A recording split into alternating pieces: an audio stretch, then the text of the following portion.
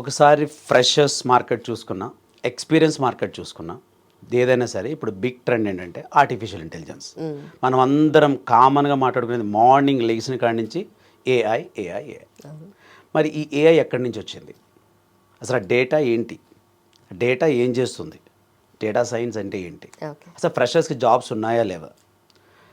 ఫ్రెషర్స్కి jobs ఉంటే ఎంత ప్యాక్తో ఉన్నాయి? ఓకే, మనకి ఏఐ జాబ్స్ ఇస్తుందా, జాబ్స్ తీసేస్తుందా? ఇది ఒక పెద్ద బజ్వర్డ్ ఇప్పుడు. చాలామంది గెస్సింగ్ చేస్తున్నారు తప్ప exactly we are unable to. Will move into our discussion data.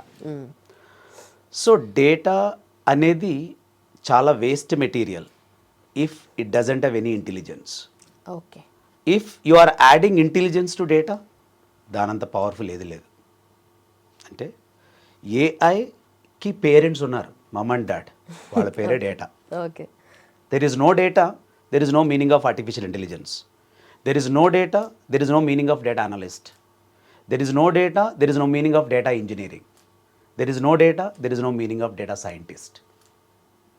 So like this, if I say the history, there is no data, there is no meaning of machine learning, no deep learning, no natural language processing, no LLMs, no Gen AI, no prompt engineering. Okay, So if I say the list, never ends. Okay. అది ఎక్కడ start అవుతుంది?